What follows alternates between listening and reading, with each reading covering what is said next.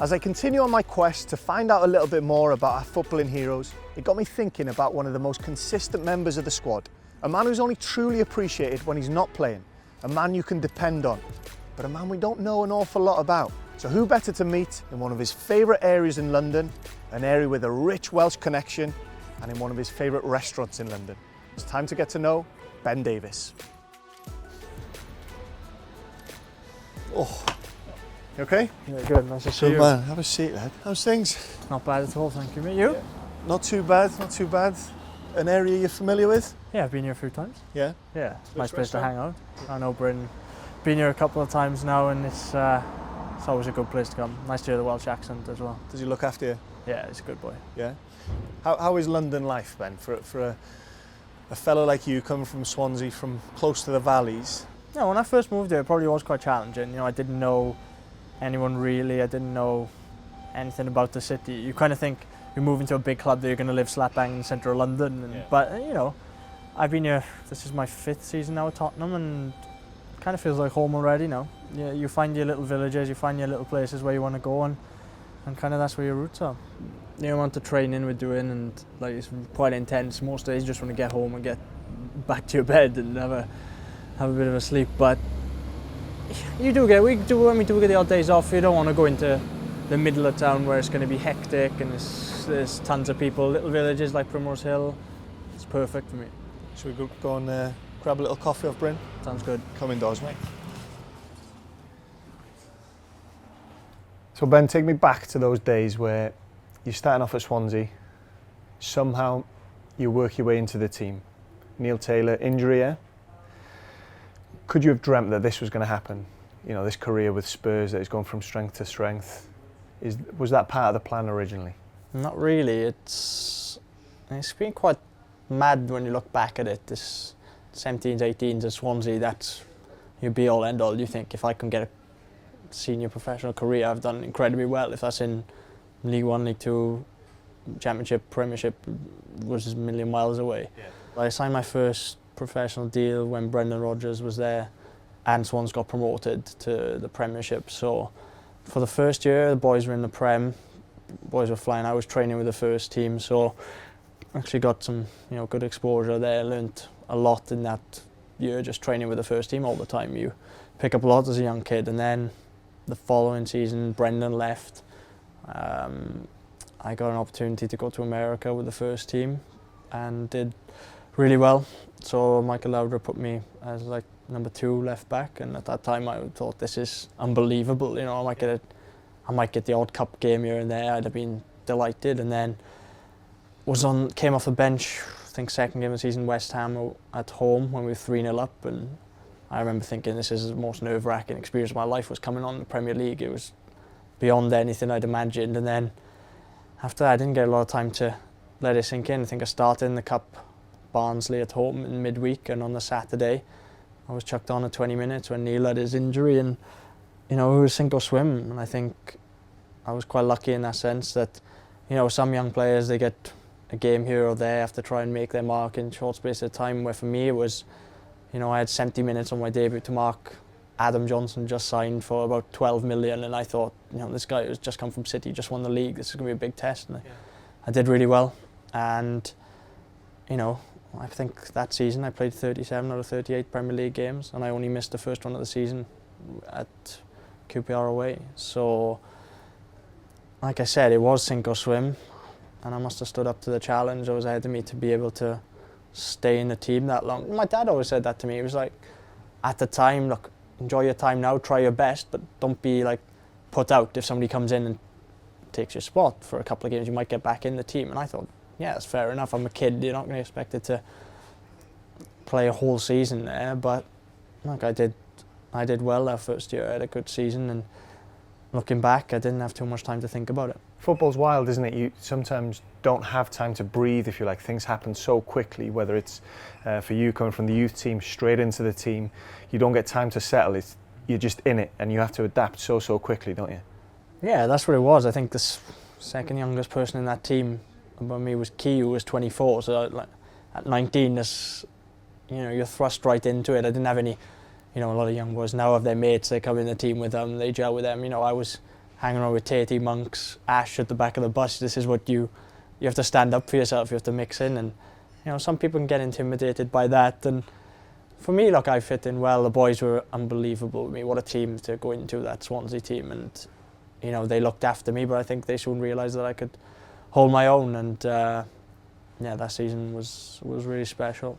It's probably helped, certainly at that time, and then as the career's gone on playing for Wales, having Ash next to you, you know, knowing Mr. Reliable, Mr. Never misses a game, sort of probably a little bit of an inspiration to you. You know, you want to do well with him next year, but a good guy to have next year. Yeah, he was amazing actually. I think I've always said that having him next to me for the first 2 years of my career was huge, and also at Wales as well. You know, having that consistency, knowing that he's demanding good standards of you, that you didn't want to let him down, was a big boost. It makes you want to be on top of your game constantly, and you know, when he's performing to the levels he was then, there was no one better really to have next to you. So Swansea, successful sort of first taste into professional football at the highest level, and then the move comes. I remember the period you were linked with Liverpool as well. Was that something that was close to happening? Not really. You know, these kind of moves, at the time I didn't have a clue what was going on. You didn't push for a move? No, I was 21 years old, and not to blow my own trumpet, but at that time there was something in the paper, as you know, as a young 21-year-old playing in the Premier League, there was something in the paper every other week about you might be linked with here, you might be linked with there, someone's looking at him there. And I didn't really pay much attention to it. The Spurs one, I think, came first heard about in one of the papers in April time, something like that, before the end of the season. And even then I didn't think anything of it until the summer came about, and you know, their interest kind of picked up. And for me, look, at the time I went on pre-season with Swansea. If I was pushing for a move, I had every option to stay at home that time, and I was happy to keep going to the Swans. If it moved to Spurs didn't happen, I wasn't bothered either way. But the deal was me and Michelle to go to Spurs for undisclosed fee, and like all that business stuff was kind of above my head as a kid. Yeah. Looking back now, things probably would have been done a little bit differently, but at the time, at 21 years old, you have no clue about football. And I've learned a lot in the last 4 years, really, that, you know, I probably would have had a lot more say had it had been me now than then. But like at the time, I was happy to be playing at Swansea every week, but you also, as a kid, you don't know if those opportunities are going to come up again to play European football again, like we did at Swansea. And when that chance came, I wanted to be one of the best in the league and play with one of the best clubs in the league. And Pochettino was a manager who was ambitious, and I wanted to be part of his journey. And I think that decision to move was the right thing for me to do at the time. You seem like the sort of personality and character that wants to learn. You're talking about the move happening when you were 21 and things would be a little bit different. You'd have your say now. You're the type of guy who wants to get involved, wants to know what you're a part of. That must be something you're looking into more and more in terms of just controlling your own destiny, if you like, if a move ever happened in the future. Definitely, I think, but I think that's every player. You know, I always say that when football finishes, I think it's important to help young players out, and I might go down that route, you don't know, but I think players who are 18, 19, 20, you don't know half of what goes on in football, so those decisions are, you know, they're big life-changing decisions, and thankfully for me it's worked out. But having somebody like Pochettino who's got that trust in you as a player goes a long, long way to that. And look, he's a top manager, and to have somebody like him who can put a plan together, and it's not a plan that's 6 months, a year, like some of these managers that think they might have now. Having someone like that that's got a long-term plan is a very, very good guy to work for. He seems like a bit of a genius, but are there days where you're thinking, Gaffer, just give us a day off? Because I know, you know, you hear from the outside it's intense, you're training so often, but you're reaping the benefits of that on the pitch, aren't you? Yeah, of course. It's like, of course, in the dressing room, the boys want the days off, but like, if we're winning games in the last 10 minutes all the time like we have this year, it must be working, because we're probably the fittest team in the country, I'd say, and it's been that way for the last 4 years. You and Danny Rose at Spurs, you have this battle going on, and there's always an argument that, you know, you might not even be aware of. You are aware of it, but people are always sort of debating who's the best left back and this and that. But he seems to just interchange back and forth between you to keep you both happy. Yeah, I think that's also something that. I think you're better than him, mate. Thanks for that. That's something that, you know, I think at top level now you've got to deal with that competition, and this gaffer's one. I think he does it with all of his fullbacks and always has. It's like the demands that are on us in that position in this team. We always cover pretty much the highest distance. We always sprinting the most, and if we're playing every 3 days, I think he wants to try and chop and change it to make sure that we're recovered. And look, you can't fault him if the results are coming on the pitch. Of course, you want to play every single game, but I don't think the body's going to hold up if that's the case. Yeah. So when you do have just a little bit of time off, what do you like to do? You know, you're here in the big city. Is it a case of any time off, you want to stay indoors? Do you head out? Is there something that you like to do? Do you head back home? I don't get home too much because by the time I get down that M4, I have to turn around normally. 1 day off is normally our max, so I don't get home too much other than on international break. But yeah, sometimes going to London, sometimes a bit of food. But my life's pretty chilled here. I've got a nice place where I'm living next to Hampstead Heath. Go there for a nice little walk sometimes, play a bit of golf. Pretty chilled, very chilled. Like the lifestyle of the big city feels like a long way away. Yeah.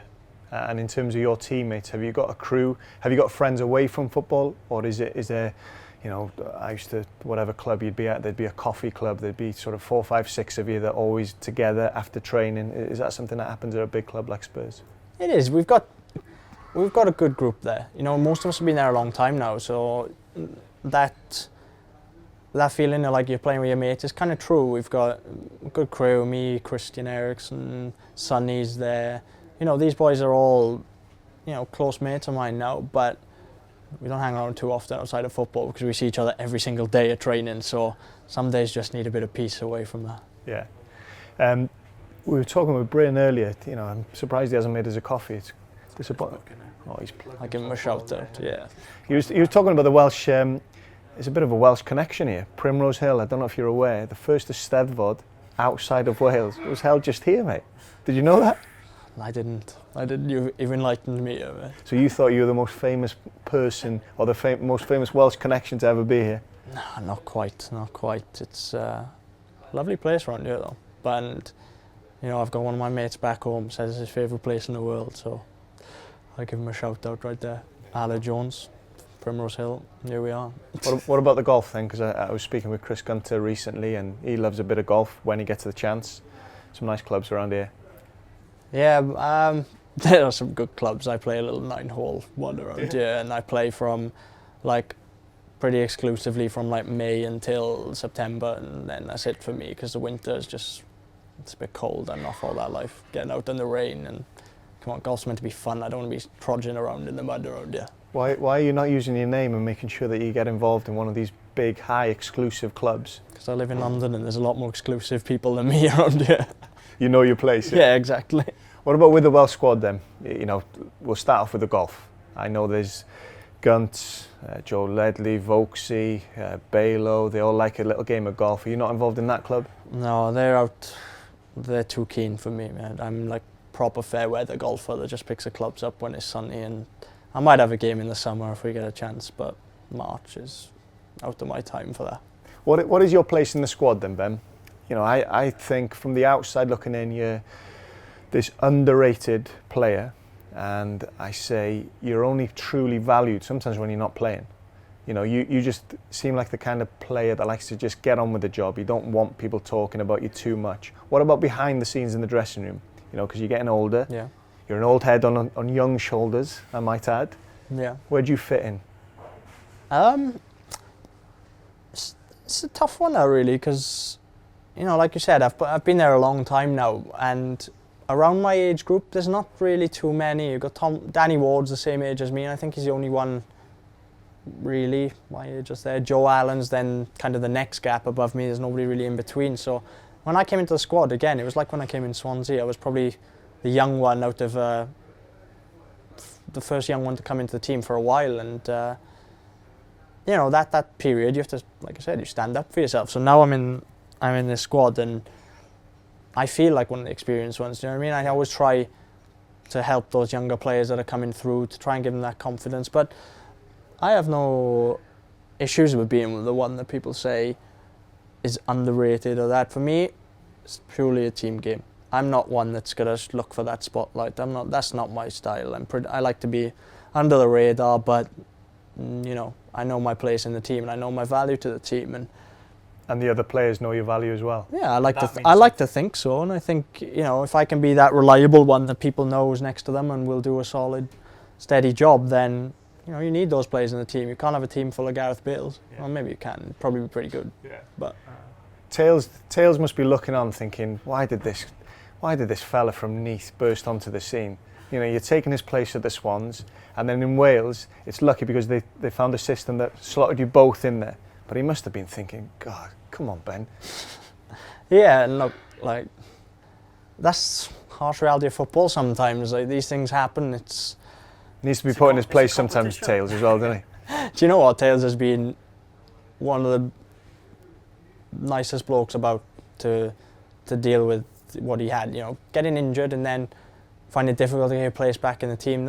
That's not easy to deal with, and you could easily have been a bit harsh to the young kid coming through. But he was top draw, and like, even when we played together in Wales and during that Euros where we played the 3-5-2, I think me and him gelled really well in that partnership and always had each other's backs. And I think, you know, that says a lot about the both of us, that we had, that it doesn't matter about who's playing. If there was times where Tails played ahead of me for Wales and, you know, Swansea, and you know, I had his back completely that time, and I think that says a lot about him as a person. That even now, the other day when we played Denmark, when I was suspended, me and him watched the game together. It's he's a top bloke.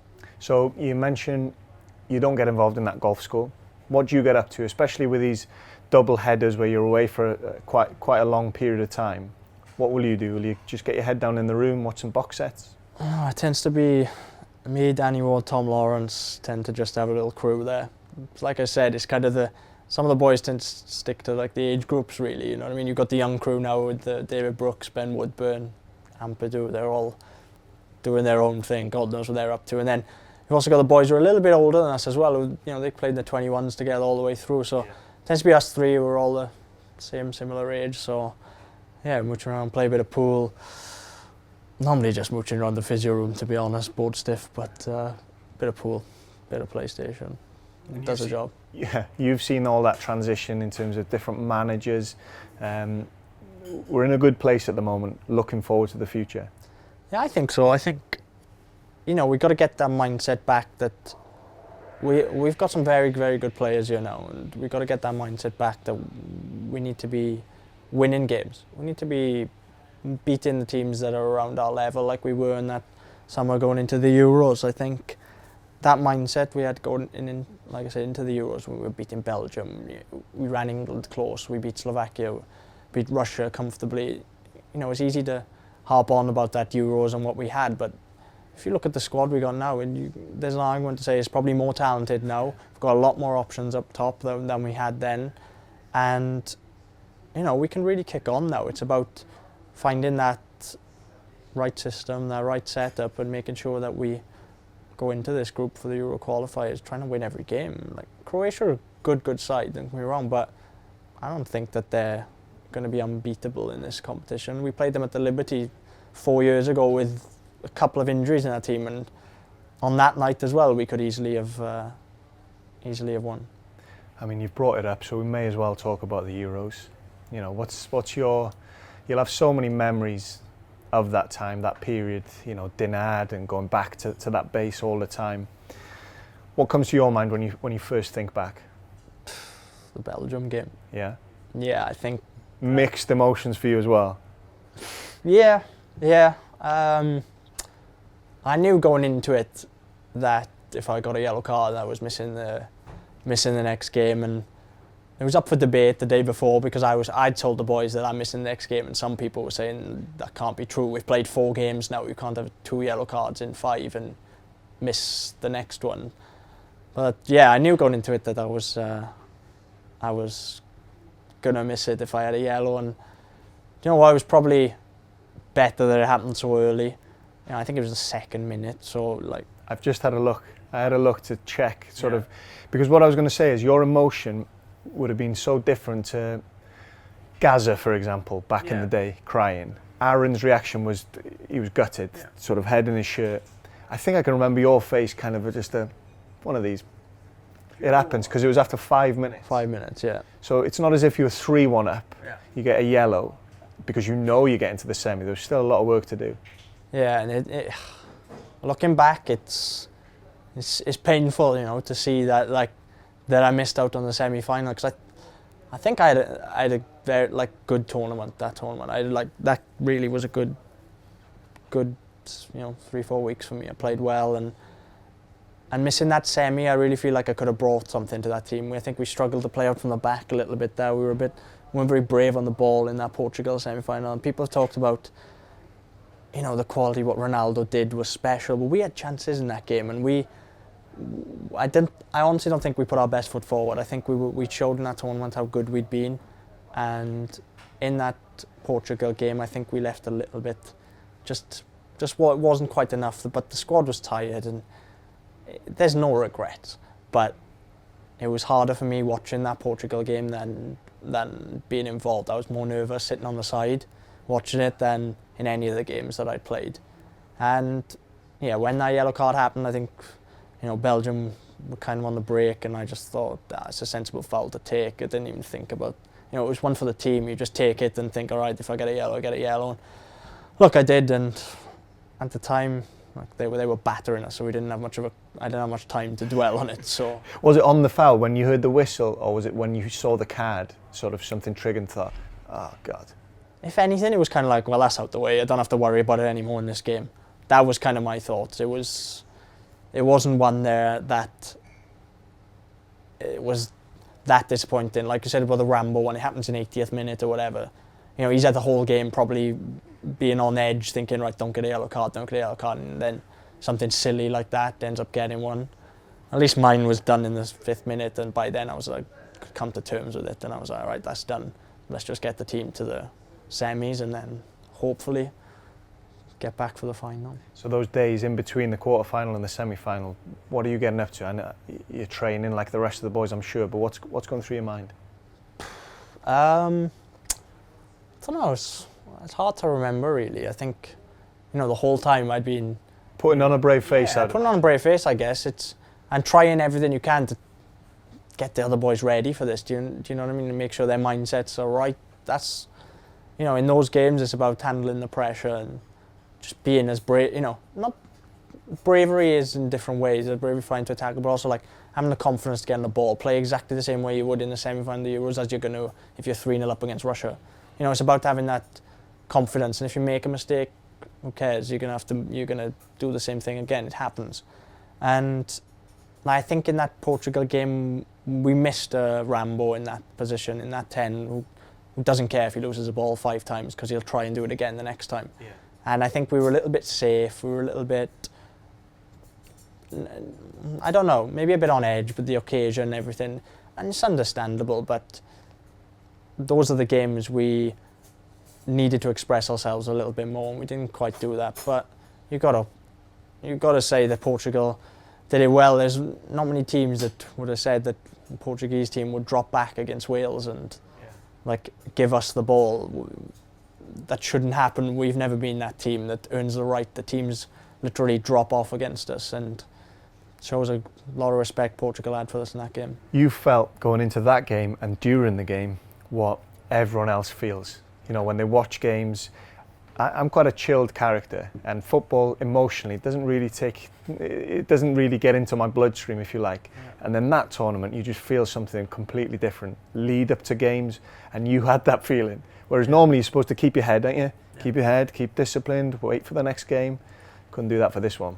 Yeah, throughout that tournament, I was cool as a brick. It didn't these were just other football games that we wanted to win, and you know, that's what we're paid to do. That's our bread and butter, is playing these games, and the nerves were there, but it was more of excitement. It's more of a dream come true to play in these games in the Euros, and that's how you have to look at it. You have to But it was hard to take them in sometimes, being on the pitch, because it was like just another game of football. It was only after the game, seeing the fans, celebrating with the fans, that you take it in.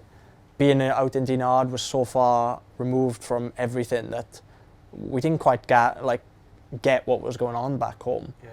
And I think everybody said that, like, we were really just removed. It was like kind of like a boys' holiday out there where we were.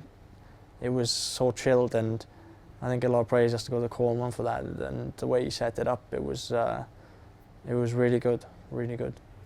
Privileged to play under Chris Coleman in terms of his team talks, the way that he would inspire all of the squad.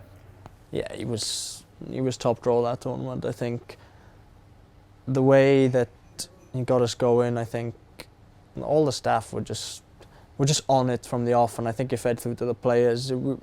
That Wales team, I've said a few times, it's one of the most honest groups of players you're going to get. There's nobody that's going to cause any trouble if they're not playing.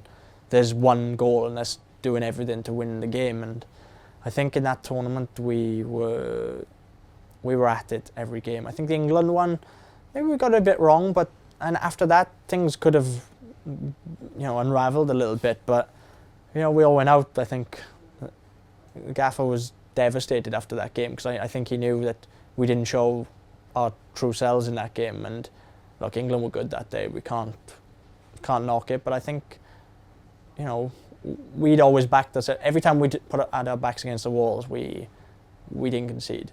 And to concede against England twice, I think that's what hurt us, is that all the times before we'd never had a problem in defending on the edge of our box. Wayne seemed to save every shot that came from outside it. And on that day, look, it didn't go our way, and that was like a tough moment. But to lift the squad the way the Gaffer did after that was huge. And I think the Russia performance still goes down as one of the best Welsh performances for a while. Have you got a favourite team talk that he gave? Do you know what? It's hard to pick them out. There was a few good ones, but that. Were you sitting there just hoping, like whatever game it is, you're sitting there hoping, I hope this is a good one. As soon as he walks in, you're like, come on, Gaff.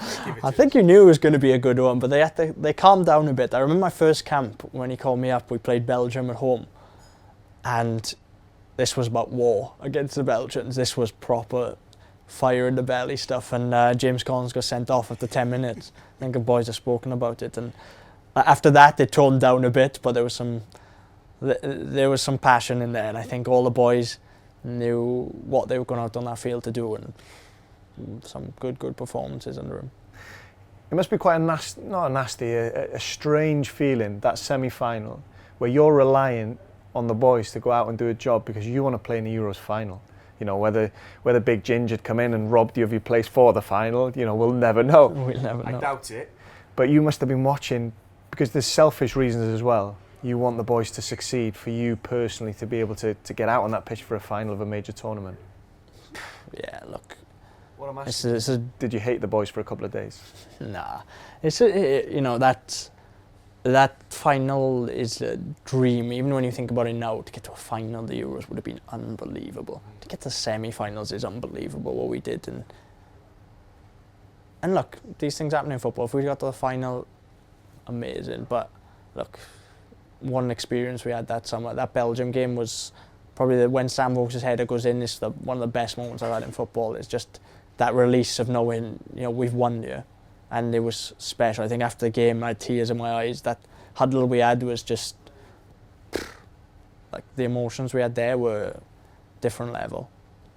When that header hit the back of the net, try and describe what's going through your feeling. Are you screaming out? Is it just something that you felt, oh?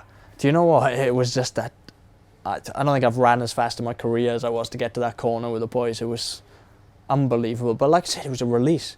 It was like that, we knew what we were good at, and that was backs against the ropes, so go and break us down, 5 in front of us, and the quality with Gaz, Rambo, Hal, Vokes up top was special throughout that tournament. It was a perfect way to play with the personnel we had. But that moment was a release, knowing we didn't have to do it for another 10 minutes, defend the way we did.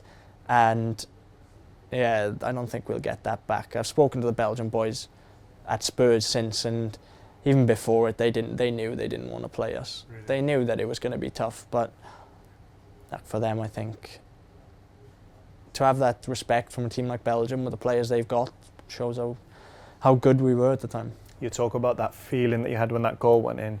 What about the feeling where it all began? That clearance against Slovakia, it's quite a frantic start to the game. Hamsik just jiggles his way through 3 or 4 players, and you just that defensive little voice in the back of your mind, I've got to get back here. That clearance was the start of everything.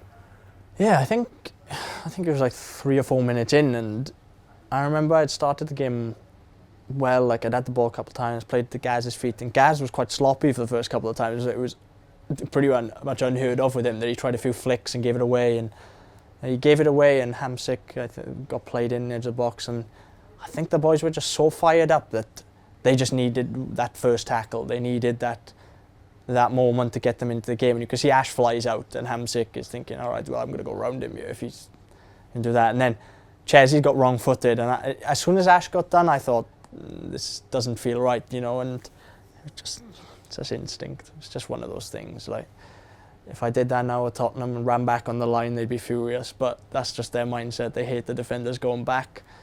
But at the time, look, it was all right. It was just trying to read the game as well as you can, and at the time I got it right and just about got there. But it's an iconic moment. Nice to have that iconic moment that we're seeing. Spirit of 58, the big Tim Williams' company, T-shirts with that clearance.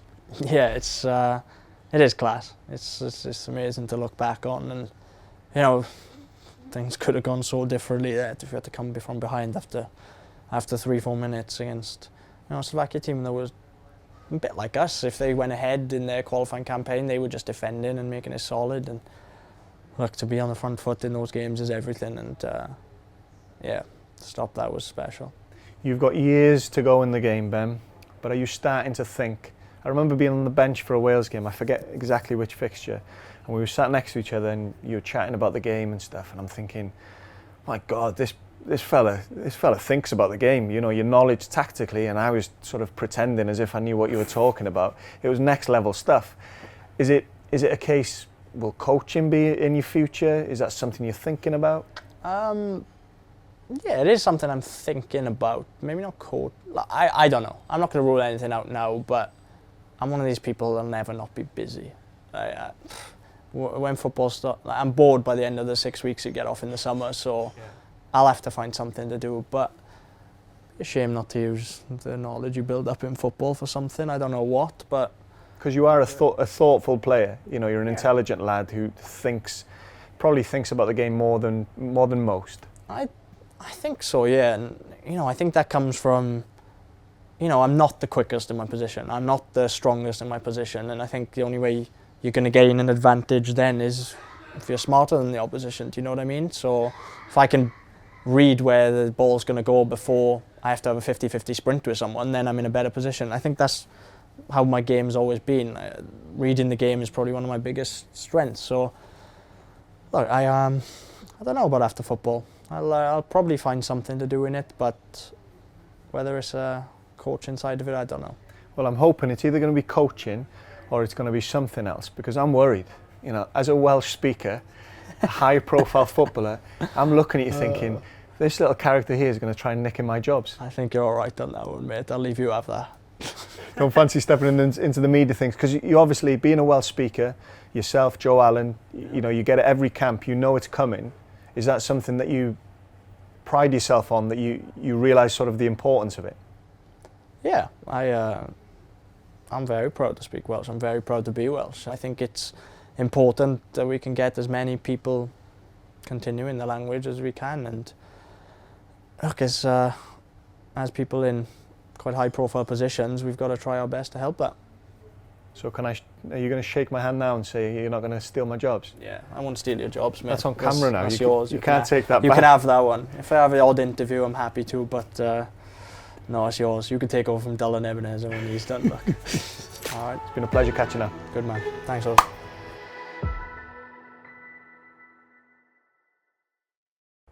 Do you know the one that got me was in the last game against Albania, where you could hear the fans behind the goal singing if Gunter scores, we're on the pitch. Yeah. And you're thinking, well, he won't be coming on.